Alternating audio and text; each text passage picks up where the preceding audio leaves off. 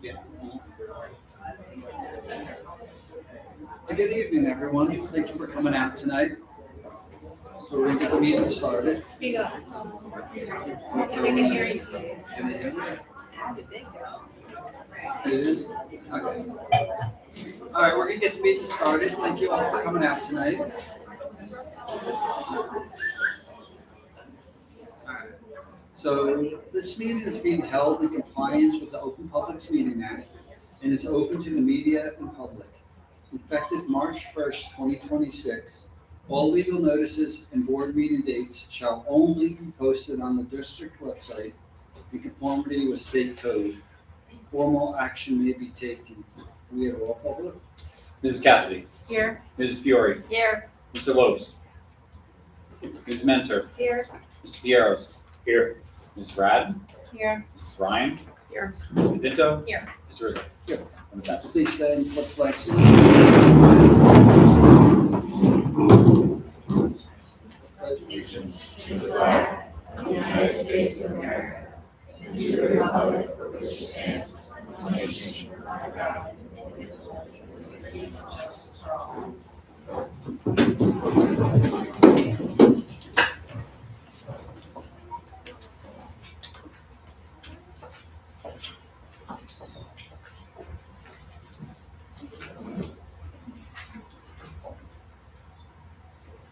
Good evening, everyone. Thank you for joining us tonight at our Board of Education meeting. We have several recognitions for some amazing students in the room tonight. I'll begin tonight's recognition with the Hunterdon County Librarians Association Enthusiastic Reader Award. The Enthusiastic Reader Awards are designed to honor young readers in Hunterdon County who show an enthusiasm for reading and sharing books. Read independently on a voluntary basis, key phrase there. Use public school and public libraries and choose books appropriate for their interest level. We recognize these students today as it closes out School Library Month. The following 3 students have exemplified all of the qualities of an enthusiastic reader. These students have been invited to a special reception at the Hunterdon County Library on May 20th. Our librarians, Mrs. Singer, Mrs. Romano, and Mrs. White, are here to help recognize these 3 students. Could you come up, please, to help me recognize our students?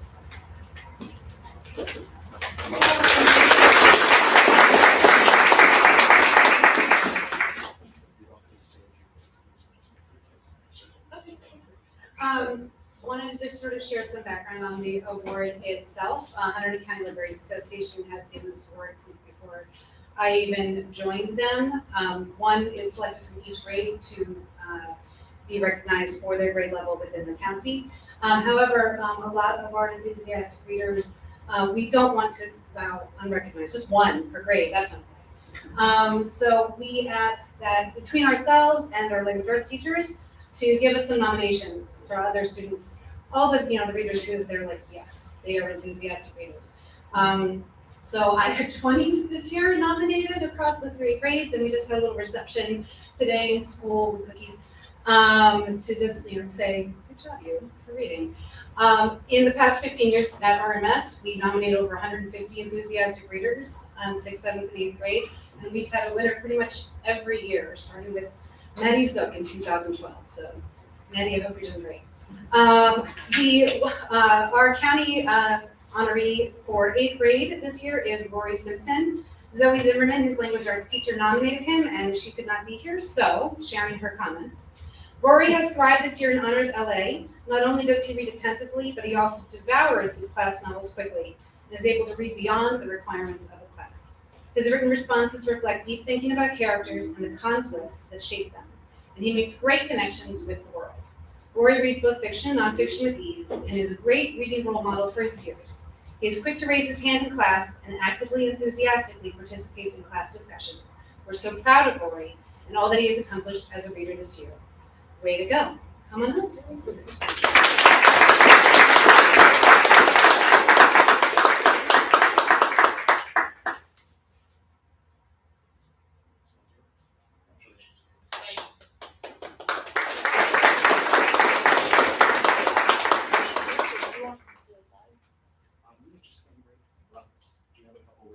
your students?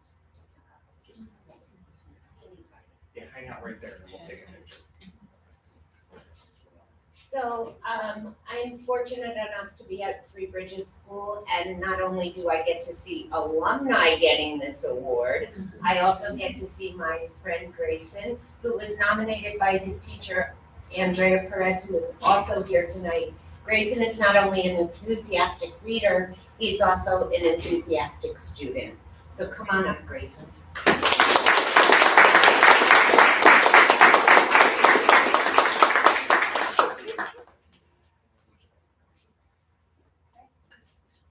All right, so I don't think our student from White House School is here this evening, but I do have a few words about him. Calvin is an amazing reader who truly has a love for books. Anytime he has a free moment, he chooses to pick up a book and read, which is so wonderful to see. He is always eager to share the connections he's making, whether it's to other books, topics we've learned about in class, or his own personal experiences. These conversations show just how deeply he is thinking about what he reads and how engaged he is with the text. Calvin also does a great job expressing his ideas clearly and enthusiastically, and he takes pride in sharing his thinking. His strong comprehension skills and natural curiosity really stand out. Overall, his excitement for reading is contagious, and he sets such a positive example for his classmates every day. So even though he's not here,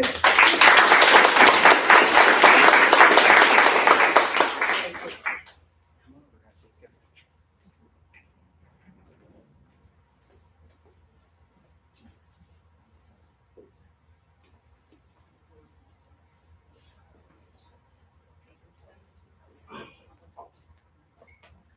One, two, three. Good job.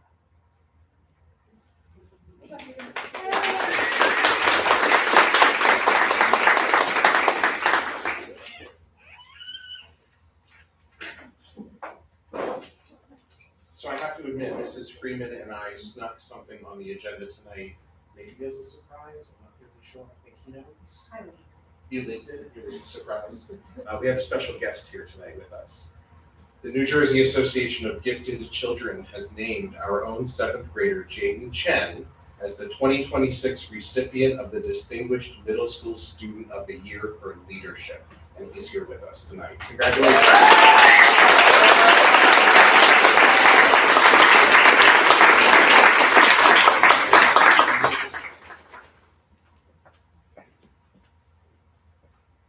So Jaden, this is what I researched about this prestigious award. We are so proud of you for receiving this highly competitive statewide honor. Jaden was recognized for sustained academic excellence and exemplary leadership across multiple school initiatives, from leading our Tiny Forest Living Lab, which we'll hear about in just a moment, pitching an esports program for middle schoolers, being a kindness ambassador, plus more. Among his earnest students' many talents, he is a multi-instrumental musician, right, Jaden? A pianist who has performed at Carnegie Hall, and he's a hip-hop dancer too. Jaden was also a member of one of our students who was also on the AI committee who joined us for a couple of meetings over the course of the year, contributing with teachers and administrators to a handbook that's now been created for AI in schools. Mrs. Freeman, would you like to say a few words as well?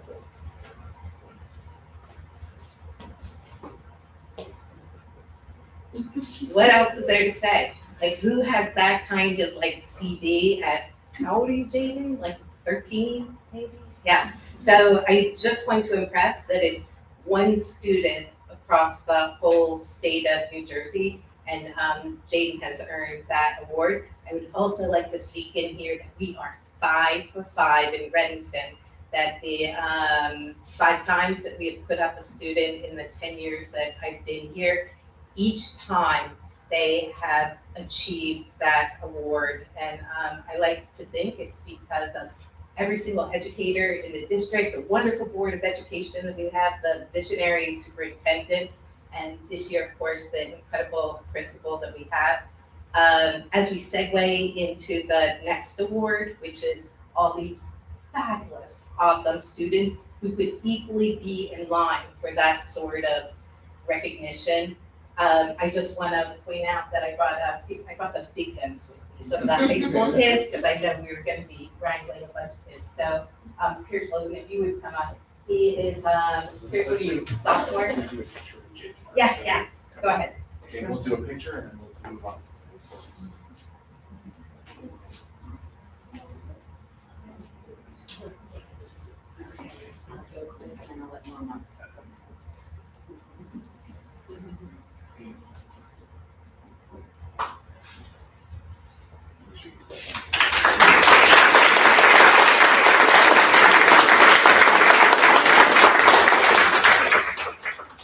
Last week was Earth Week, so I'm going to introduce Ms. Freeman and students to talk about our tiny forest and living lab as well. Yeah, as I had just mentioned, I brought some of the, big guns with us. Lily, if you will go over here, Veronica, if you would grab that, photo from, Sydney right over there. And, hold that up because I think the visual will, help, everybody understand, what's happening. Veronica, if you would just go over there.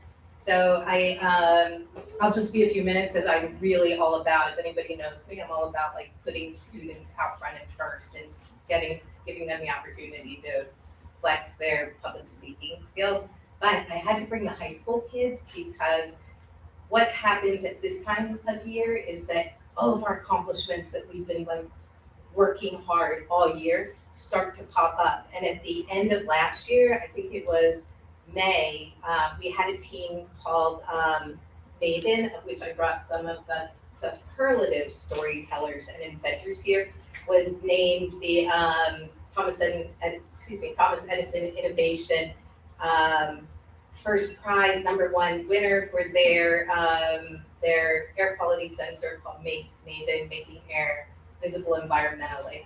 And so we also got Panasonic Ecocitizens Best of the Best for the Eco Ambassadors. And the 5 kids that I brought here, Lily Rivers, Veronica, Moran, the most awesome, like, fabulous storytellers, the Reyes's, Fernanda and Sophia, and then of course Pierce Logan, who is the OG, or one of the goats of all time for like founding the Eco Ambassadors, and much more we do today. And so the work that all the kids who are here tonight are going to be recognized builds on the work year after year that these incredible students bring to the table, and the massive amount of time that they put into it. And so first, I would like to say thank you to every single parent in this room, because I know you know what it's like when you get that call. Can I stay after school today? We're gonna stay after. Can I come in over the weekend? Can I stop in during the break? And I know that you are also managing sports, you're managing music lessons, you're managing dance, you are managing scouts, you're managing all the wonderful things that that these kids do, because they do a lot. Oh, should I say band, orchestra, reading, like all of that good stuff. So thank you for all of that, right? And then also just say thanks to all the community volunteers who have supported that. And I put that over to the board because you are also community volunteers, and I thank you for your time and effort in making our district the best that it can be. So let me see, without further ado, I do have to give a shout out. I'm sorry, Jason Bohm, I'm gonna have to embarrass you here. There is no way we could have pulled off this initiative that is the Tiny Forest Living Lab without the structure that you bring to everything that we do. And that everything we do this year for this student-driven project, we started out the year with a $40,000 grant from the New Jersey Department of Environmental Protection that these kids right here were instrumental in planting the initial seeds, and these kids took and just grew and let it blossom. That $40,000 NJDEP grant was followed up by, trying to think what came next. It may have been a $10,000 grant from from the Sustainable Jersey for Schools organization, and that was an NJEA grant. And I just have to throw out thanks to my colleagues who are, Ryan Newcamp, Dana Piero, Ellen Goodfellow, Rob Heisior, Preston Clausen, if I forget anybody, Kevin Sanders, all the teachers who also collaborated in helping recognize what the tiny forest could be and how we could integrate it into the curriculum and education. That Sustainable Jersey grant, which the student board that I'm going to recognize first helped write that grant, will fund new wood shop equipment for Ryan Newcamp's innovation and design class. It will fund a pottery studio for Dana Piero's art studio, and then it will also bring technology equipment in to build out the living lab portion of our living lab 10 floors that the kids will explain briefly.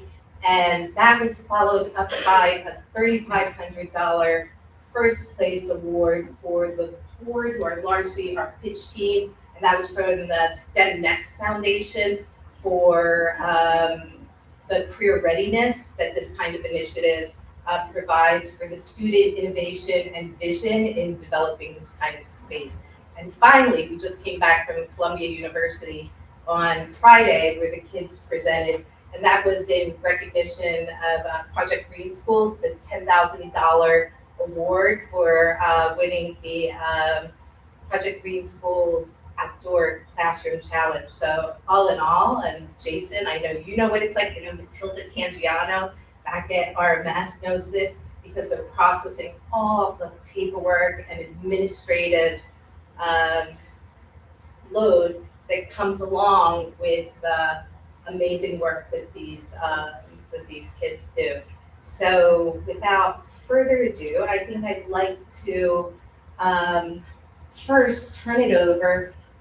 I'd like to recognize that the group that I consider the board, because that's really kind of how they operate, and from there have them explain quickly what the Tiny Forest Living Lab is exactly, and then we'll bring up the students to recognize all of them. And I can tell you that every single student that will be recognized has a significant piece of this project, because of course when you're handling that degree of, that amount of money, that amount of work, we take our fiduciary responsibility very seriously, Jason. And then also all of the construction and production. So of course I have to say thank you to Dabraze, Pat Paul, Leo, Caesar, and a number of others in facilities that made it all possible. So if I can have Fedor Rangasham up first, who is our head of strategy for Eco Ambassadors. And of course I'm bringing 7th and 8th grade GT here, and the Eco Ambassadors also. They work hand in hand to drive this kind of initiative. Jaden Chen, who's our head of operations. Henry Walter, who is head of research and impact. Jenna Kairawala, who is head of communications and engagement. Henry Schwartz, who couldn't be here tonight because he's out at a lacrosse game, I think. As you'll see, many of the kids who are out tonight have kind of competing activities. Angel Casiano, our education lead, and then our amazing communication leads, Remy Knoll, Thomas Ambio, Emily Kammerer, and the amazing Jimmy Dudley, who manages all our media for us. If you guys can stand just right along here so you're not blocking the view of your parents, I think I will turn it over to Remy to get us started, right? Hello everyone. The Tiny Forest Living Lab started as a simple question and an opportunity. The question, how can we make learning more regenerative here at RMX? The opportunity, a Trees for Schools grant. While many other schools may have opted to plant trees along the side of the road, we proposed a student-designed outdoor learning space that restores ecology and engages engages students through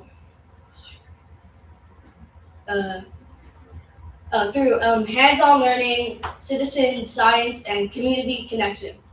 Taken together, our project, the Tiny Forest Living Lab, is an ecology of trees, people, and ideas, and makes learning regenerative for all.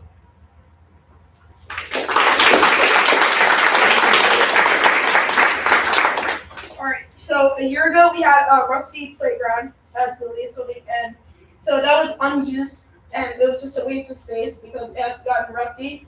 But so we decided to tear that off and replace it with a 3-zone tiny forest. So our tiny forest will aim to do 3 things.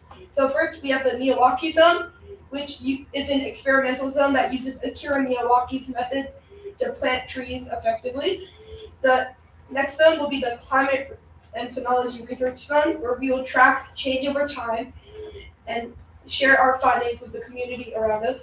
And finally, we have the sensory growth zone, which will act as a calming environment for students to de-stress and use horticultural therapy from native trees and plants to calm down and stabilize from the busy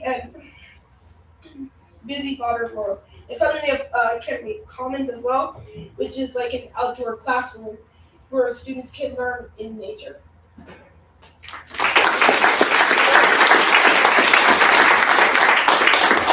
Thank you, Jaden. So I just want to talk about the goals we have for our tiny forest. The first goal we had was to increase biodiversity by reutilizing underutilized spaces with native tree plantings, and we did this by planting 212 native trees from New Jersey. Our second goal was to create a fully student-designed living lab, and we're doing this with our project VITA, which stands for Visual Interactive Trend Analysis. And it's a project fully led by students where we plan to track data for our future. Our third goal was to enhance community wellness, and we do this through our sensory growth, which can provide horticultural therapy and can be a calming place where students can de-stress. Our fourth goal was to promote future careers and provide stewardship, and we do this by providing jobs for students during summer and by providing new experiences like a wood workshop and a ceramics workshop. And our last goal is to provide a scalable model for climate resilience so other schools can do what we did. I'm now going to pass it on to Henry.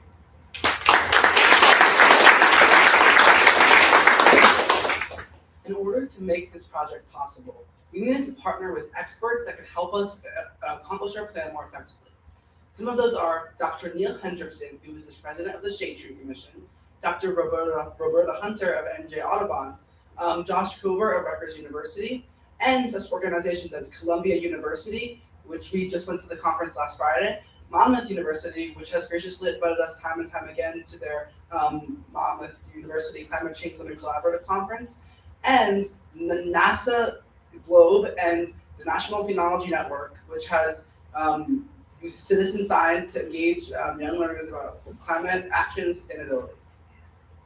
And Cameron McKenzie, he was our natural climate researcher solution at Yale. He has helped us along this whole journey, and he, along with everyone else, is an integral part of our Tiny Forest Living Lab.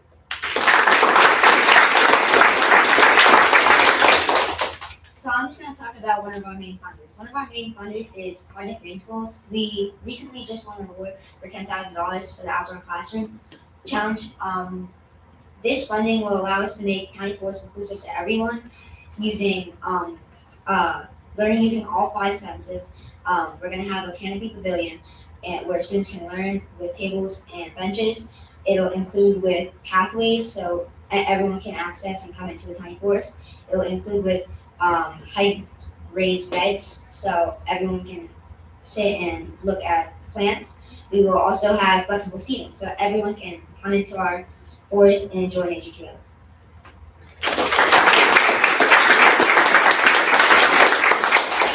So just to tie it off, we also have one last program called the Biking Broadcast, which is where we use camera equipment and different video and camera equipment to document anything that's happening in the tiny forest and stuff around the school. And we hope to be able to share all of our work that happens with that later in the spring or in the fall when we really are able to have a really scalable show of what we've been doing at the Tiny Forest. So finally, we just want to thank everyone who's worked on the project, our experts, our students, our teachers, our staff. We really appreciate it, and it could not be possible without everyone here. So we just, without further ado, we want to invite everyone who's at the Tiny Forest team. Okay, sorry. That's very good. This is, I think, I just want to say, right?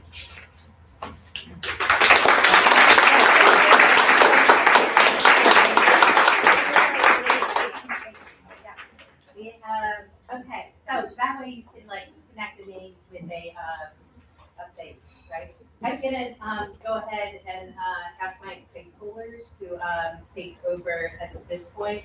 So Fernanda, Sophia, Pierce, if you would, do the honors for me.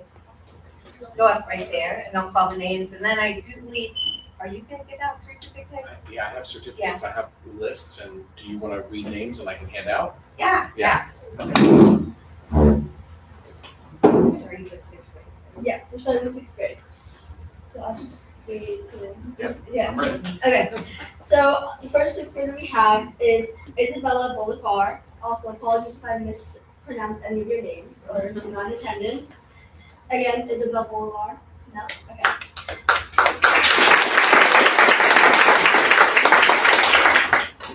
Next we have Riel Estacio.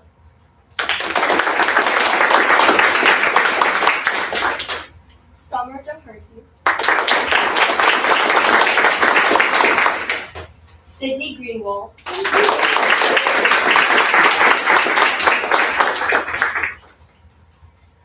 Allison Gutierrez.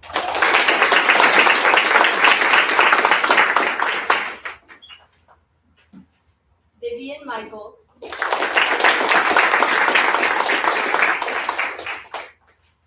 Lauren Monga.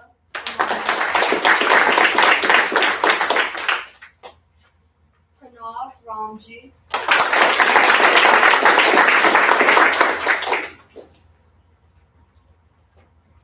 Kenzie Richardson. And lastly, Angelica Squirts.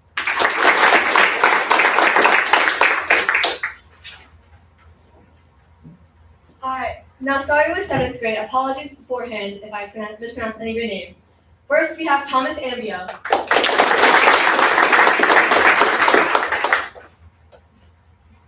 Dr. Hart, sorry about that, I think that's the, yeah. I'm ready to like. Okay. That's yours, that's for you. Next, we have Matthew Antonazzi.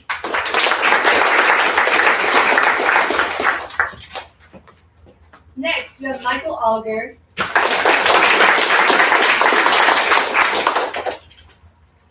Then we have Kelvin Baglino. We have Emily Kammerer.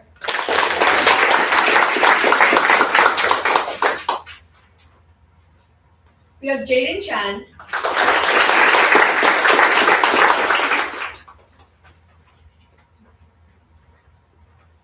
We have Suki Zuhara.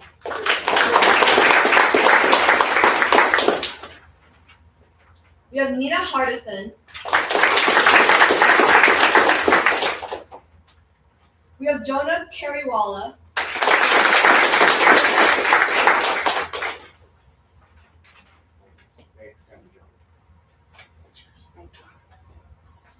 We have Remy Knoll.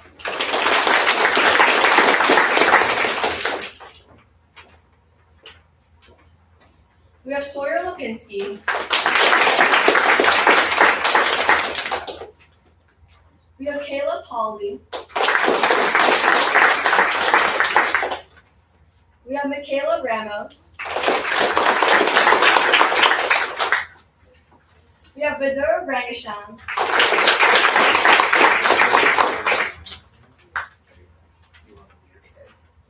Thank you. We have Ethan Sadek. We have Henry Schwartz. We have Lailani Sickle. And lastly, we have Henry Walters. Matthew is on the team. I have the pleasure of introducing the eighth graders. Here's something from them. One second. Go for it. I just want to say the mighty eighth graders, in addition to being on the Tiny Force team, are also responsible for building a model of our MS in 3D and also indicating on there all of the systems that we have in place that fuel our sustainable Jersey application, our eco schools, and then opportunities that we have to work towards further goals on that. And then I just want to add some late breaking seventh grade news. Michael Auger, who couldn't be here tonight, was named one of the national finalists for his Games for Change game that's called Trees for Change. That is a way for kids and adults to learn all about the ecosystem services of all the trees specific to the 18 species that are in our tiny forest. So we're like super proud of that too. Here's Starting with Catherine Albrecht Smith. Max Bakerman. Rakesh Vedaki.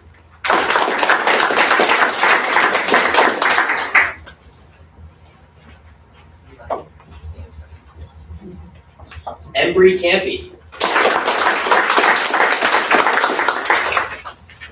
Angel Cassiano. John Clark. Emma Dilger. Jimmy Dudley.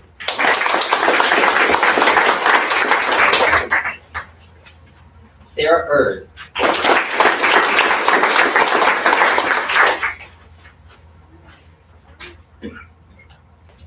Matthew Garcia. Audrey Blaka. Ava Maher. Alexa Bueller.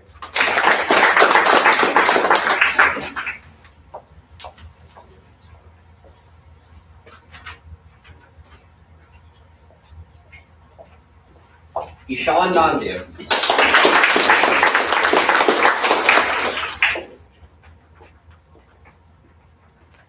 Michael Pinadat. Autumn Rivers. Liam Turvey. And last but not least, Drew Wells.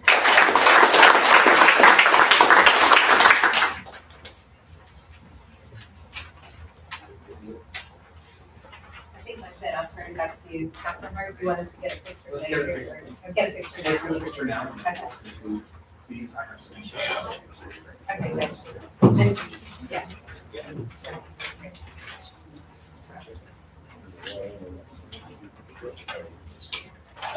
Come on up, guys, let's make a nice big line, I guess, right here. Get some pictures for you.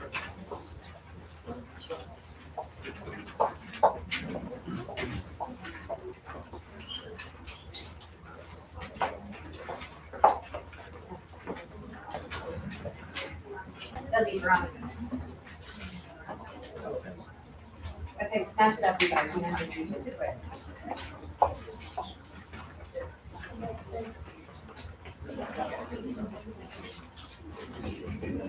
Okay, here's a bit I never did clean up. Yeah, you guys close up the whole brownie and right there behind it, maybe. Lily, move on over, excuse me, you guys.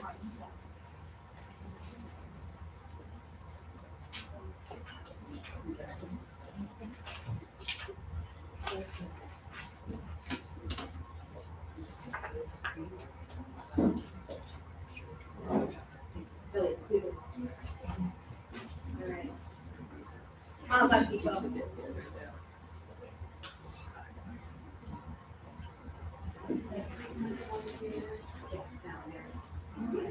Yeah.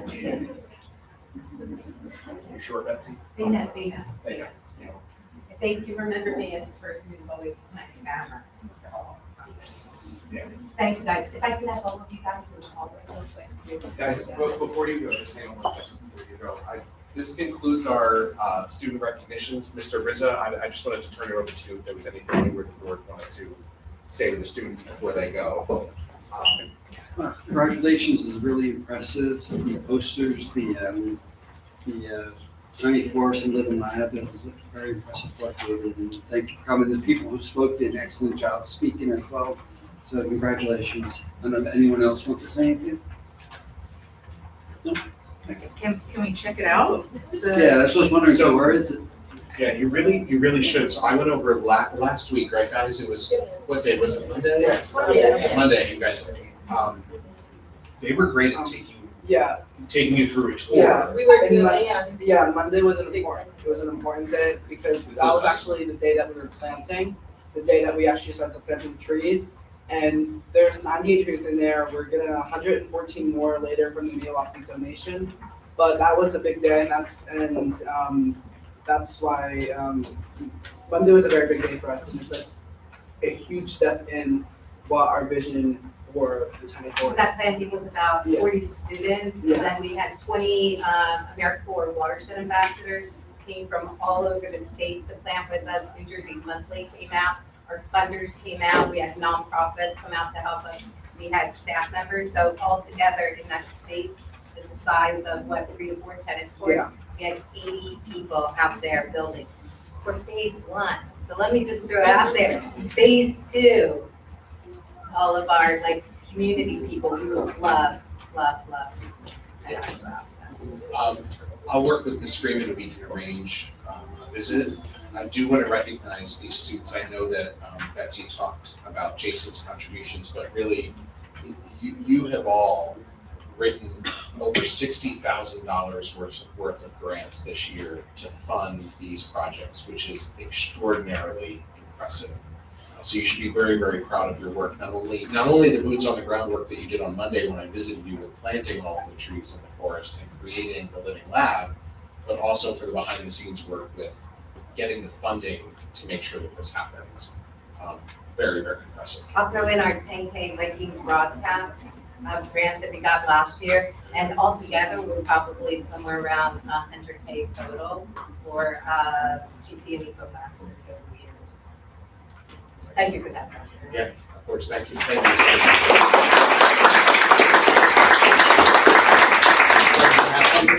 You gotta take the mic and start here. I just wanted to say thank Ms. Freeman, because none of this would have been possible without her, and we couldn't have gone for any of these grants.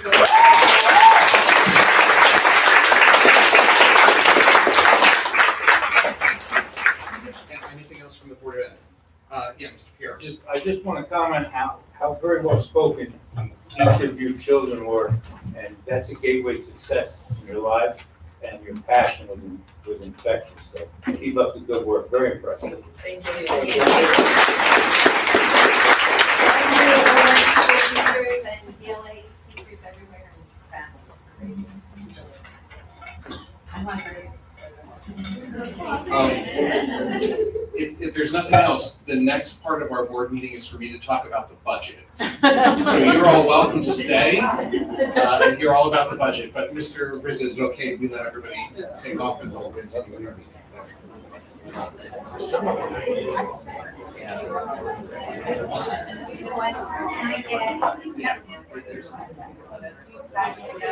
I'll hold back, second and then I just let it off. Everything comes from.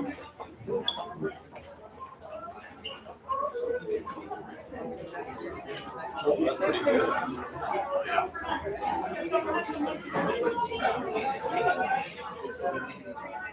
Yeah.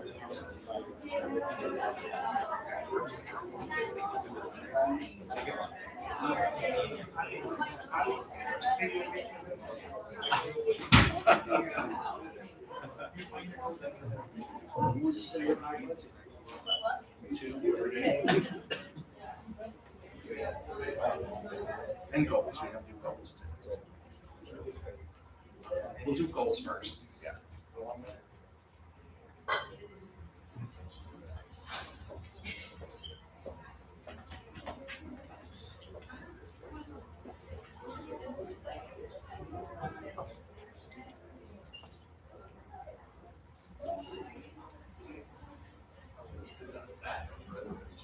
Thanks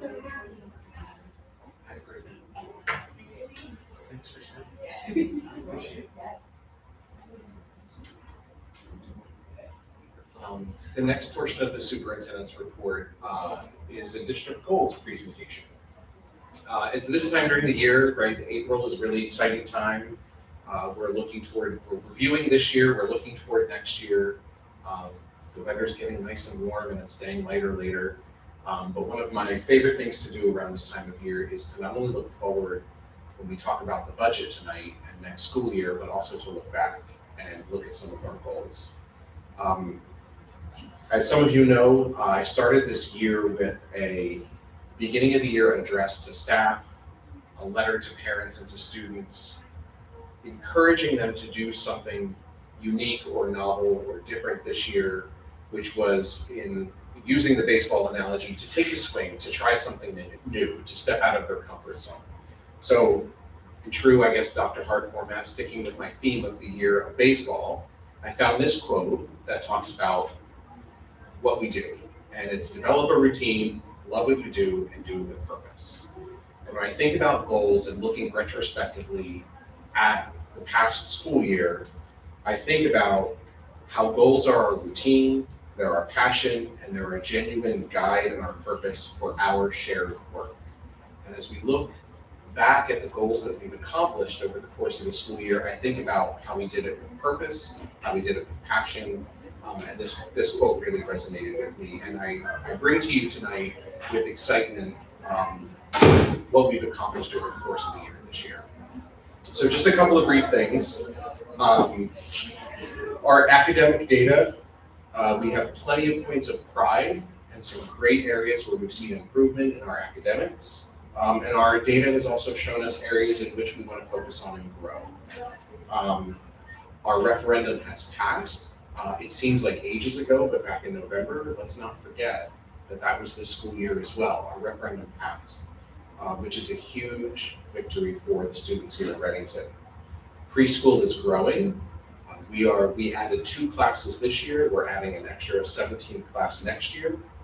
Strategic planning is underway, and we're looking forward to some visionary goals over the course of this week and into the next couple of months. So this is just some of the reflections in brief, but when we talked back in September at Three Bridges School, we outlined together 3 district goals. These goals included an academic goal, focusing on data to review curricula, our referendum, communications and successful execution, which is to launch a communications plan that would inform voters on the referendum, and then of course our strategic planning, which is to our goal is to identify a vendor, convene a planning committee, and set new strategic goals to set the district up for the future. But we did not forget our 3 strategic goals for the past several years. Inquisitive learning, partnerships, and social awareness. We couldn't forget these because we did such a great job with these 3 strategic goals that they are still alive and well, and they become part of the fabric of who we are in Reddington Township. So we use these as a baseline to create our current goals for this year, and we did not forget about them. To summarize, Goal 1, academic achievement. First, this is connected with our board goal, the board goal to ensure that the board looked at academic achievement with a central focus on decision-making and implementing systems along with the administration to prioritize academic success in our students. Some of the actions that were completed was we convened a working group that identified and tackled AI protocols for ensuring that our students and our staff were safe and ethical in their use of AI. That committee met over the course of 4 or 5 meetings over the school year. We had students, administrators, a parent, and teachers all on the committee. And that committee has developed a handbook that we'll be using in the future. And we'll be moving toward professional development with AI next year. We trained our next cohort of teachers in the sheltered English instruction model, which are enhanced instructional strategies for our multilingual learners, a growing population here in Reddington. We augmented our MTSS protocols, which is our multi-tiered system of support for academic and/or behavioral and social needs of our students. And we were selected to receive a state grant for the implementation of Universal Design for Learning for next year. We implemented some newer programs in terms of math and science. So we have EdGems over at the middle school in grades 6 through 8 math, and Amplify Science in grades 4 5. And they've been implemented with success this year, and we'll continue to revisit and refine them next year. And we set a target iReady growth rate of 60% by mid-year, and I'll share those results in just a minute. So our diagnostic assessments are telling us that we're performing pretty well. So just a couple of, these are just kind of a visual of everything that we've done. EdGems Math, SEI, there was an online training for our cohort. You'll see little screenshots of our MTSS handbook that was developed by a committee and Dr. Burns over the course of the year this year, and then a draft of our AI artificial intelligence handbook, a guidance document for using AI successfully in schools. Here's our academic achievement numbers. So this is math academic achievement. Remember, when we're looking at iReady, this is just mid-year. We don't have end of the year data yet. That's why we use mid-year data, because at this time of the year when we talk about goals and whether or not we've reached our goals, we're not quite into June just yet. So this is the most updated academic data. In terms of math, growth is at 65%. Recall when we talk about iReady data, 50% is what's expected by mid-year. Anything over 50% says we're closing achievement gaps. So 65% is good. In addition, if you see where those green bars, the farthest left green bar is currently at mid-year 37%, and that's up from 17% at the beginning of the year, showing growth, in those green bars. Here's reading growth on iReady, which is an 84% progress toward typical growth. Remember, anything above 50% means we're closing achievement gaps. So our academic achievement results show steady progress toward achieving our goals, toward our students achieving well academically. We await the administration of the new NJSLA assessment, which is coming in a couple of weeks, and then we'll be reporting out in the fall the results of that assessment as well in terms of academics. Our second goal was the referendum. Our goal was to create a communications plan that allowed for a successful vote.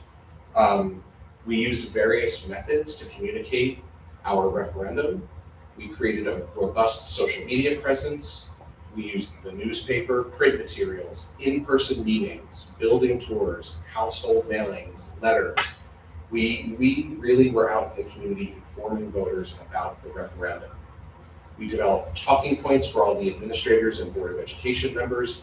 I don't know if anybody remembers, but we had that rolling cart that had a kit that had all of our swag and all of our information, all of our flyers that we could take from location to location. And we executed a successful vote.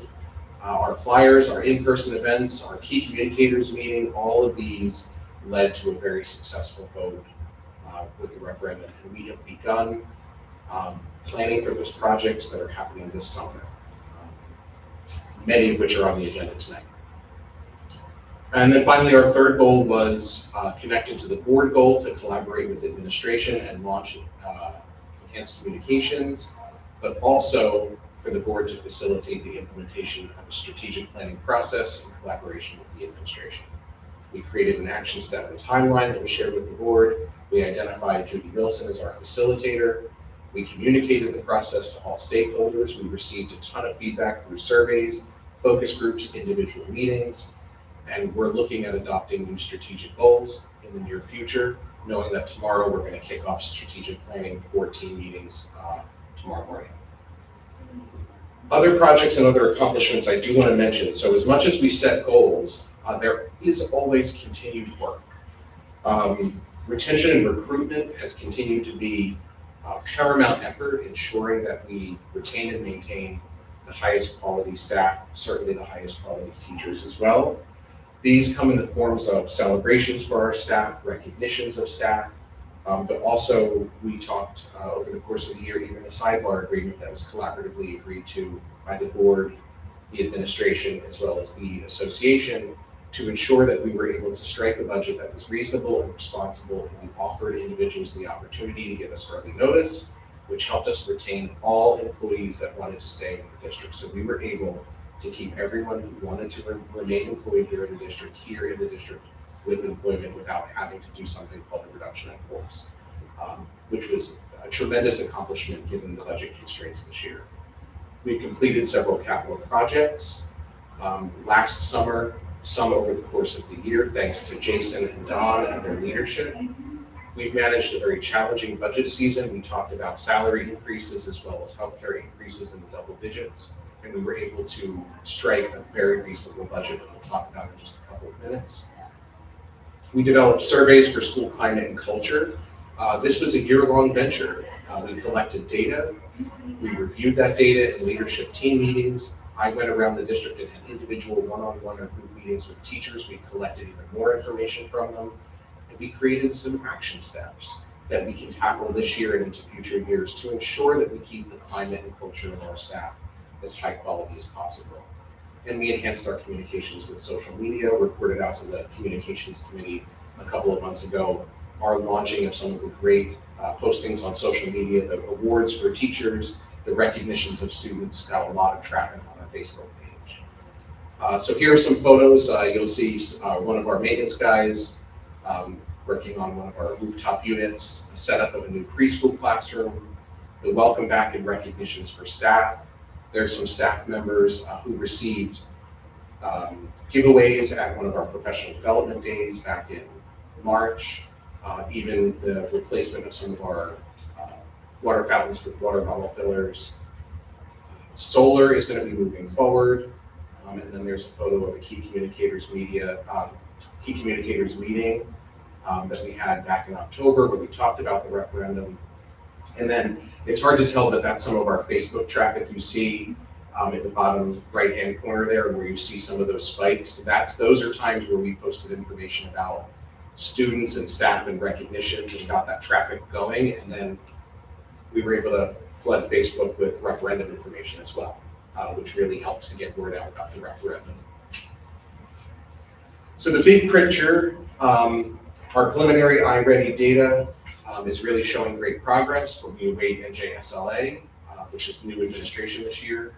The referendum yielded a yes vote by approximately 2/3 majority of voters here in Reddington Township, which is a monumental accomplishment for referendum votes, especially during a November election cycle. Strategic planning is underway. It's setting a vision for the future. Our preschool continues to be successful, and we have plans to continue expanding by adding one classroom next year. And this is in addition to the 2 we added this year.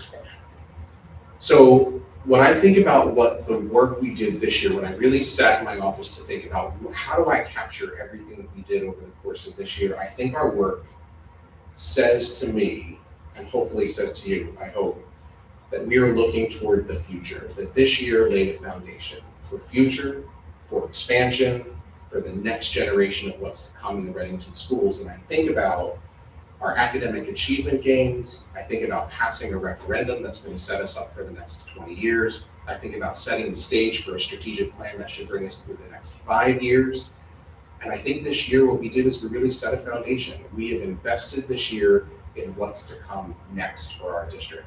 And I'm incredibly proud to say that I think we accomplished quite a bit when it comes to setting our students up for success in the future. And I really do appreciate all the collaboration. This is not just Dr. Hart's goals. These aren't just the board goals. The only way we accomplish everything that we accomplish every year is with all the collaboration between the board, the administration, the staff, the students. Everyone has a hand in owning our goals, and everybody does their part to make sure we achieve them.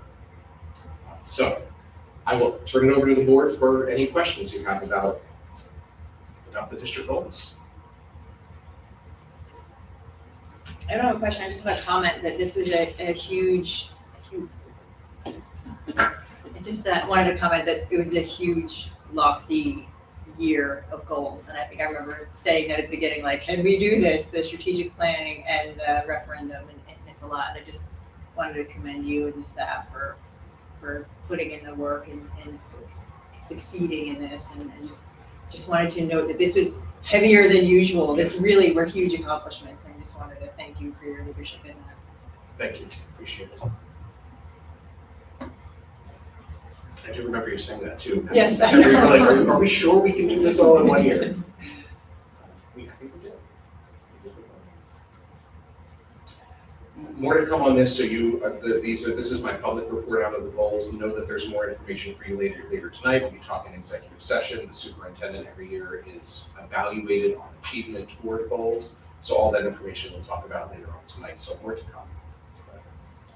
Anything else? Now let's go over to the budget. Let's go to the district website. So this is our district website.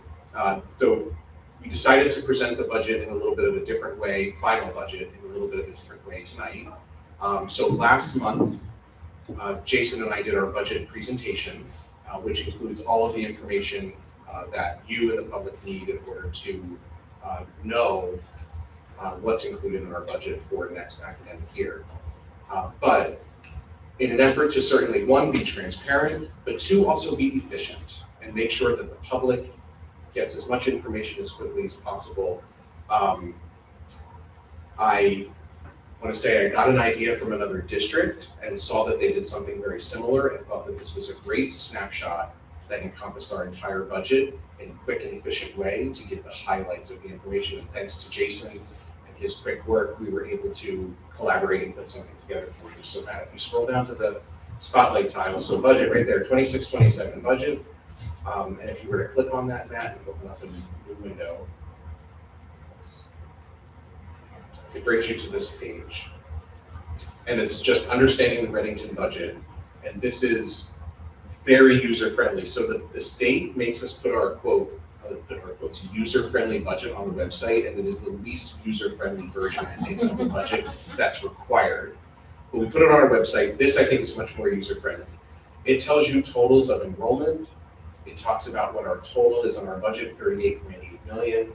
It talks about some of the pressures like our health benefit increases, our liability insurance increases, and then transportation. So it gives you kind of a bunch of numbers in brief, and then if you scroll down, we've talked a lot about over the past couple of months rising costs, but the district has been as proactive as possible to respond to rising costs. So we want to tell the public that we've renegotiated healthcare with our broker. We've created utility savings through solar. We've reduced, to Dr. Burns' credit, out-of-district placements, and we're maintaining students in their home schools. We've received donations. Betsy Freeman and her students were just here mentioning over the past 2 years, we're talking about $100,000 worth of grants as well. We've made staffing adjustments to reflect enrollment, and I want to impress on the board that we did our staffing adjustments without having to put anybody out of a job. We did it in a way that ensured that anybody who wished to remain employed here is still employed here in the district, which I think is a huge feat. And then we've passed a referendum. So when it comes to thinking about capital projects, we have a pot of money over the next several years to make improvements to our facilities. If you keep moving that, here are some of the financial pressures that the district are feeling, things like state funding that doesn't cover all of our costs, mandates that we must meet, including contracts. Capital and maintenance reserves have limits, and we want folks to understand that. We know that pilot programs, including other housing developments, have been developed in our district. And we want to make sure that we know that folks know that these are some of the challenges that we've had. Matt, you keep going. More challenges. From the years 2009 to about 2018, these were multiple years of 0% tax levy increases. If not, they were negative. Taxes were cut, which is great for the taxpayer, but it's really difficult to operate a school district when you're not increasing your revenue. And it put us a little bit behind the 8 ball. And now we're making up for some of that. There's been some changes when it comes to gradables. And then out-of-district tuition and transportation has continued to increase. And then Matt, if you keep going, our funding comes from tax levy, state aid, and preschool education aid. Matt, if you keep going, there's some slides. Stop right there. Looking ahead, yeah, there's some of our increases for the 26-27 school year. Think about it this way, every number up there, right, 3.4%, 15.6%, 9.2%, these are our costs increasing at these rates, yet our taxes are increasing at a rate of 3.6%. The board and the administration has been very fiscally prudent in order to manage how these costs are increasing, some of them in the double digits, but taxes are only increasing 3.6%. And Matt, if you keep going, we have a 3.6% overall tax levy increase, and then the next couple of slides are just screenshots from our budget presentation. Here's our total state aid in preschool. Jason, we talked about this in the finance committee meeting. District-wide, K through 8, we get $3.1 million of state aid. For 200 preschoolers, we get $4.6 million in state aid, which is an incredible amount of revenue that we get to run an operating preschool program. And you can see the preschool total tax levy has decreased over time. So the taxpayer, because of the state aid, the local taxpayer in Readington is paying less because of the preschool funding that we've been able to receive through the state PEA program. And Matt, if you keep going, there's just a couple of snapshots from our budget presentation that show how our general fund is developed, some of the accumulated historical costs, and then the budget and tax impact to the taxpayer of approximately $161 on the average assessed house. Jason, I'll turn it over to you if there's anything you'd like to add in terms of the budget and anything that's occurred since we did our tentative budget approval and then tonight's final budget approval. No, I'll just say that I think the board and the finance committee in particular does a fantastic job of managing, keeping programming well and staffing, but also recognizing the local taxpayers.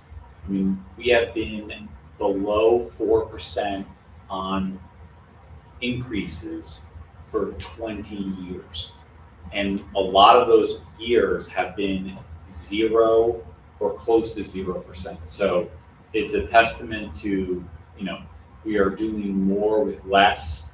And you can see the state really barely contributes anything compared to our overall budget. So it's really some great hard work by board members over the past 2 decades.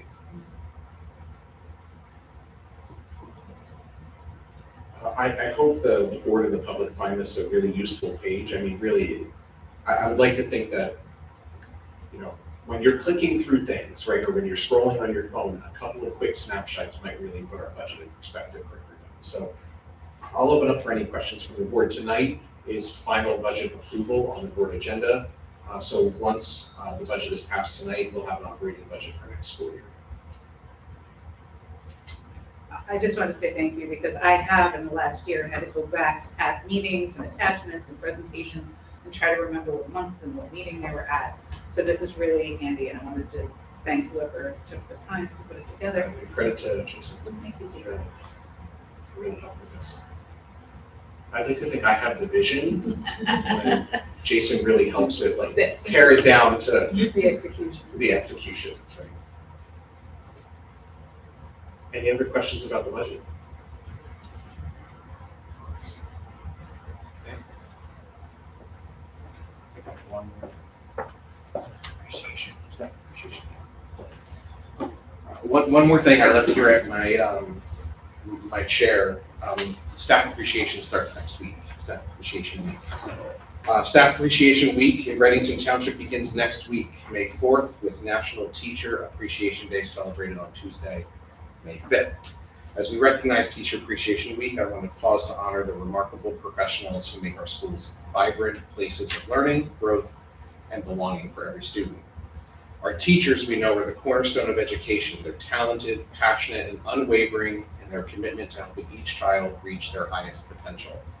They ignite curiosity, build resilience, and guide students with patience and purpose every day. Yet our schools flourish not only because of our outstanding teachers, but because of an entire community of dedicated professionals working behind the scenes. Our school counselors and child study team provide essential support for the emotional and social well-being of our students, often stepping in as a steady, caring presence during life's most challenging moments. Our school nurses safeguard the health and safety of every child as they tend to injuries, manage health needs, and offer calm reassurance whenever it's needed most. Our paraprofessionals give generously of their time and energy to assure students with specialized needs receive the individualized support they deserve. We also have to extend our deepest appreciation to all of our administrators, the school secretaries, custodians, and maintenance personnel, those who are often among the first to arrive and the last to leave for the day. Their dedication ensures our schools run smoothly, remain clean and safe, and welcoming for all. Our technology team works diligently to keep our network secure, reliable, empowering students with access to enriched digital learning experience. As Maya Angelou once said, nothing will work unless you do. So to every member of our staff, thank you for showing up, thank you for working hard, thank you for giving so much of yourselves to our students and to our community. Your work is our collective work. This recognition and resolution will appear on the agenda as item number 5.20, and then a formal recognition of our teachers and their extraordinary efforts. I will share this little write-up with the staff next week during Teacher Appreciation as well. So thank you to everybody. Thank you to all of our staff. Please make sure the teachers know you're the liaison. I feel it. Okay. Thank you. That finally at 8:07 concludes my superintendent's report. Thank you, Dr. Hart. Yep. The next item on our agenda is our first public forum for any items that are on the agenda.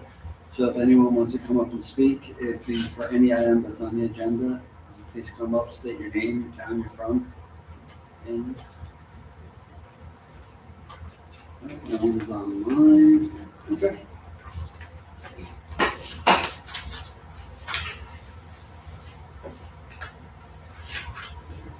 Okay, next item is correspondence. We had, looks like about 10 items that we received over the last month or so. Since our last board meeting, all those items are on record with our board secretary. Thank you for sending in your correspondences. Our next item is going to be board action. We're going to start with the approval administrative reports.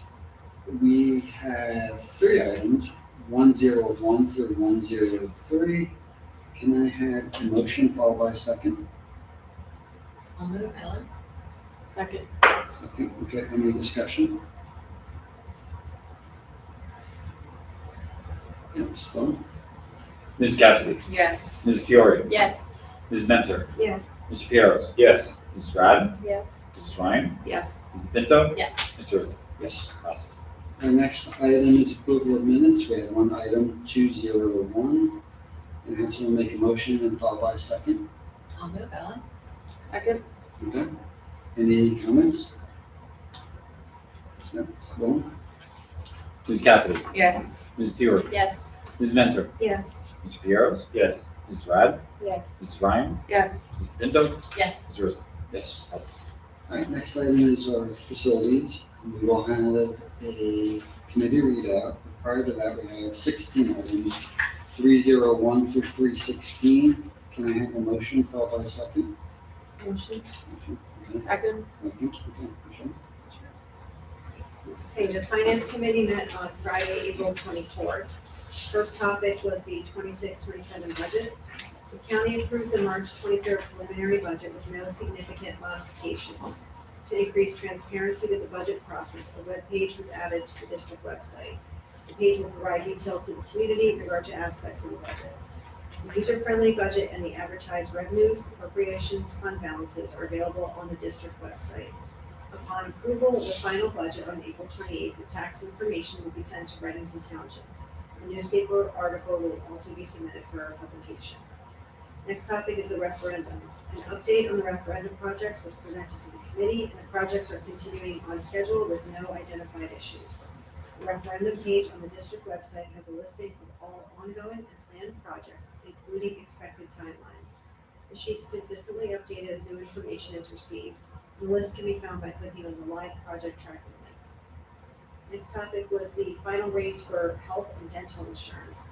The district utilizes the shift plan for health insurance, and the rate increase was 15.6%, which is the lowest of any available plan in the state. The dental insurance rate increase is 1%. There are a few topics tabled because of time constraints. Future agenda items are listed, standard bill list, and next meeting will be set shortly. Thank you. Any comments or discussion on any items? I have a finance facility question as we're implementing some of our referendum items. I noticed there was a Reddington Township ordinance on tree removal and about like the laws around removing trees. I just wanted to make sure we were complying with it since I know a number of our projects were removing trees. We actually, we had a meeting on the track today, and that was one of the discussion items. So there is going to be tree removal, and they're going to have to submit for permits and the authority to do that. So when we are looking at areas where trees have to be either trimmed or removed, we're looking at replanting areas or reforestation areas. So for example, the track, the back end of the track actually loops through a very small wood area. Right now we are looking at having that reforested next to the naturalized habitat that we planted when we reforested for the solar. So each project is going to have to account for what we are removing and replanting, but all this has to be approved by the township before we can even break ground. Pretty stringent too. Yes, And tree ordinances in this county, borderline crazy. and the track has to also go through 2 other approvals that include soil conservation as well as water, so as well. So there's multiple things that do. Jason, we can talk offline, but does the new tiny forest, can that be an offset for any tree removal now that we planted more? Say there's several hundred trees that, maybe 200 trees we just planted. It could be considered. I mean, at the end of the day, we want to make sure that the Green Committee and the board also feels comfortable with what we're doing. Okay. And we also want to avoid missteps where we've replanted in the past and deer and other creatures destroyed the reforestation. Thanks. Any other comments or discussion? Okay, let's go. Ms. Cassidy? Yes. Ms. Fiore? Yes. Ms. Menzer? Yes. Mr. Fierro? Yes. Mrs. Radden? Yes. Mrs. Ryan? Yes. Mr. Pinto? Yes. Ms. Rizzo? Yes. All right, our next item is the education technology. We do have the committee report, but before we get to that, we have 9 items, 401 through 409. Can I have a motion and then a second? I'll move on. Second, Okay. And Justine, I believe you're going Yep, I'll read it. So the committee met on April 20th. Dr. Moss provided a summer enrichment update. The program has enrollment that allows it to be self-sustaining, generating revenue. Classes have been developed for both junior and senior level, young and older students, as well as an early drop-off option. The committee then discussed the MTSS mental health framework, 3-tier approach for academics and mental health support. Tier 1, universal SEL curriculum, positive school climate, anti-bullying lessons. Tier 2 is small group counseling, skill building, which involves 5 to 10% of student population, 70 to 140 students district-wide. Tier 3 is individual clinical counseling, intensive support. Current staff to provide Tier 2 support at grades K through 5, NJ4S partnership for grades 6 to 8, funded by state grant, which is Tier 2. Hazel Health telehealth services for clinical counseling, Tier 3, ages 4 to 18, this is a free service. It includes virtual sessions at school, family counseling is available, 40% bilingual clinicians, multilingual support available. All of these mental health services require parent consent with 6 to 8 week cycles for short-term interventions. The committee then discussed UDL implementation update. Leadership team attended a 2-day overview from March 10th to 11th. Implementation timeline. Spring, choose 4 to 6 staff members per building as early adopters. Summer, 2 full-day workshops for implementation teams, and fall 26 to 27 would be a full rollout with CAST and Department of Ed guidance. focus on reducing barriers for multilingual learners, special education students, not a curriculum replacement, but enhancement of existing programs. Committee then discussed the ELA curriculum consultant proposal for grades 6 to 8. The issue is that the NJSLA scores drop at 6th grade, climb in 7th to 8th, but not at expected trajectory. Research Clinton Township model, which 80 to 90% of NJSLA proficiency versus districts low, mid 60s, 70s, and possible curricular programs. Recommendation was to hire Dr. Marianne Riley, a former Newark assistant superintendent, $12,000 cost using Title II funds. Services include curriculum review, sample unit creation, teacher training, July start with September, October, March in-service sessions, alternative to a $50,000 to $100,000 box curriculum purchase. We then discussed the AI guidelines and framework. Committee developed comprehensive handbook with protocols, traffic light system for classroom use, red light, no AI use, default for most assignments, yellow light, limited AI use with specific guidelines, green light, AI encouraged for select assignments. Professional development plan, baseline training for all teachers on AI fundamentals, tiered approach, beginner, intermediate, advanced levels, teacher academics and differentiated PD sessions. Student protocols emphasize citation, critical thinking, fact checking, policy updates needed for academic integrity and acceptable use policies. The committee then discussed technology infrastructure updates, interactive whiteboard deployment, 30 Epson boards for Hollenbrook, 30 were installed over spring break, and there are 17 remaining to be installed, 100 total boards district-wide through referendum funding, summer installment for White House and 3 bridges. The referendum website will be updated on the progress of projects, wireless connectivity working well, teachers are adopting very quickly. We discussed a network infrastructure upgrade scheduled for the summer, which addresses intermittent reliability issues, software platform update for new switches. Chromebook prep for 6th grade, staff laptop deployment ongoing. New cybersecurity membership with MSISAC for incident monitoring. Next steps and action items are May 18th, we have our next curriculum committee meeting. Board agenda items for May meeting is the ELA consultant approval, which is $12,000, Title II funding, Sustainable Jersey grant for $10,000, NJ Farm to School grant $2,000, summer curriculum writing projects, social studies, Hispanic Latino history, ESL, school counseling updates, preschool parent orientation scheduled for May at all locations, and Gargi Adhikari is working on an AI research project for ISTE conference, which is student data collection approved. Thank you. Any comments, questions on any of the action items? Okay. Ms. Cassidy, Yes. Ms. Taylor, Yes. Ms. Metzer, Yes. Pierre, Yes. Ms. Stratton, Yes. Ms. Ryan, Yes. Ms. Pinto, Yes. Ms. Rizzo. Yes. Passes. Our next item is on personnel. We have a committee report on that as well. We also have 20 items to move, 501 through 520. May I have a motion in a second? Second. Okay. Justine? Yes. So the committee met on April 27. We first discussed staffing updates for the 26-27 school year, which included discussing filled and unfilled roles, open positions, and internal transfers. We then discussed the DEAC committee with an update.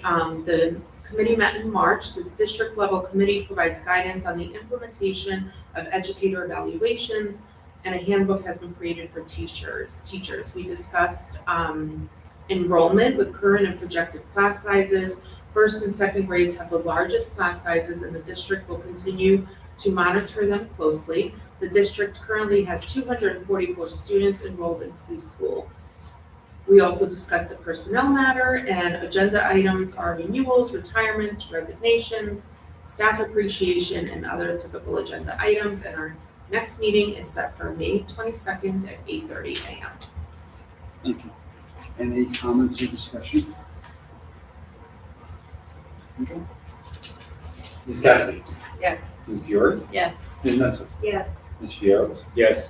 Ms. Radden? Yes. Ms. Ryan? Yes. Ms. Pinto? Yes. Ms. Rizzo? Yes. Awesome. Our next item is communication and policy. No committee report, no action items. So before we move on, I'll just open up any comments or discussion in regards to communication and policy. Okay, then move on to unfinished business. And this is something I had added to the agenda. The NJSBL Delegate Assembly is on May 16th. I'm the delegate for our school, so I'll be going to the meeting. There are, I think, 6 or 7 resolutions that will be up for vote. So we put them in the bugle so you guys can see them. And, so as we go there, as a member of the voting delegate, I get to vote on the 7 items. Last year, I think there was 3 or 4, and all of them got pulled before they actually got voted. They all got rescinded. The only votes on whether or not we should rescind them or not. So it's kind of interesting.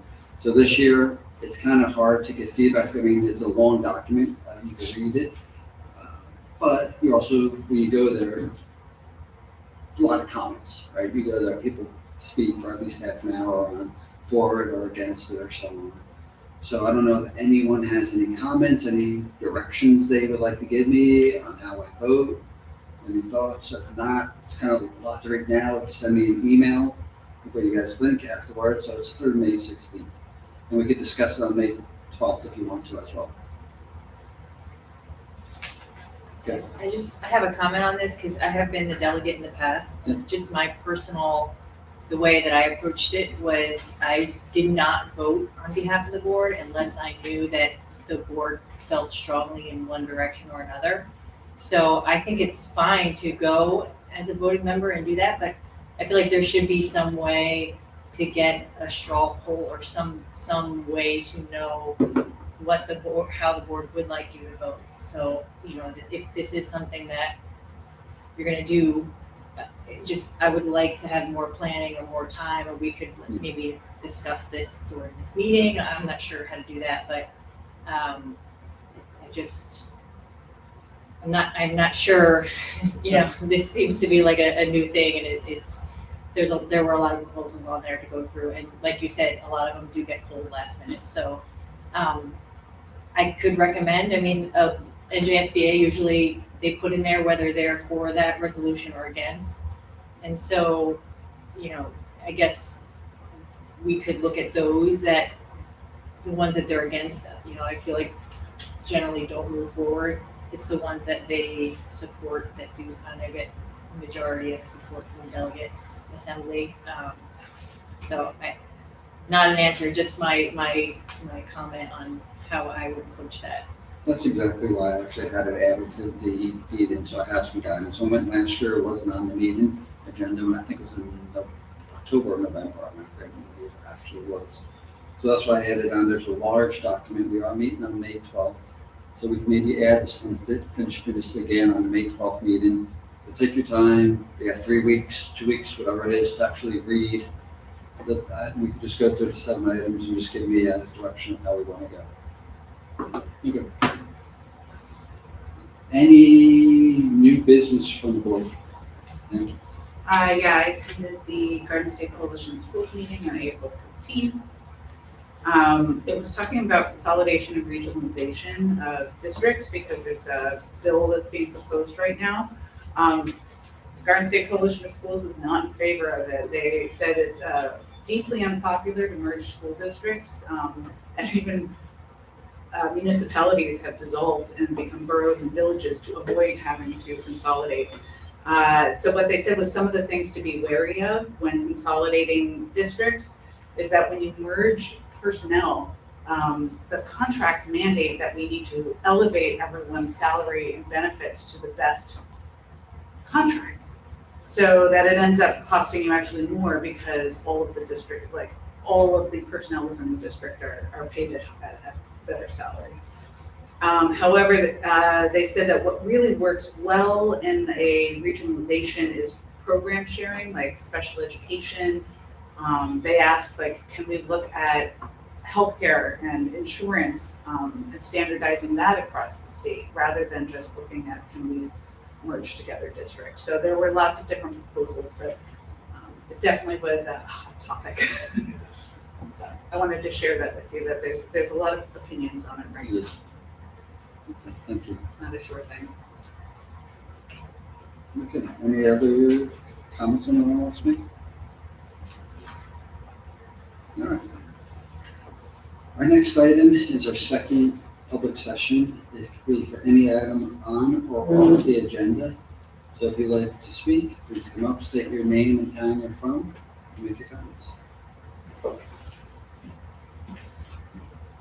Hi, Jason DeLuca, Reading Township. It's just mostly a question. For the correspondence, you mentioned that it's on file. Is that something the public can either get copies of or come and view? You would have to be over it, so you could over it if you want to, but it's recommended. All right, so it does require an over request, not just show them. All right, thank you. Anyone else? No one's online. Okay. We're now going to move to executive session, so I'm going to make a motion to adopt the following resolution. Resolve to adjourn to executive session in accordance with the Sunshine Law to discuss the superintendent's evaluation and training for approximately 30 minutes, at which time the board expects to return to public session where action shall not be taken. Matters discussed will be made public if and when the circumstances requiring confidentiality no longer exist. However, it is not presently known when such circumstances will exist. Can I get a second?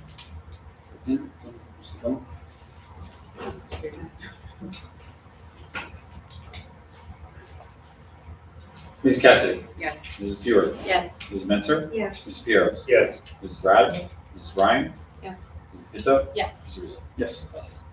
Okay. Thank you for coming this evening.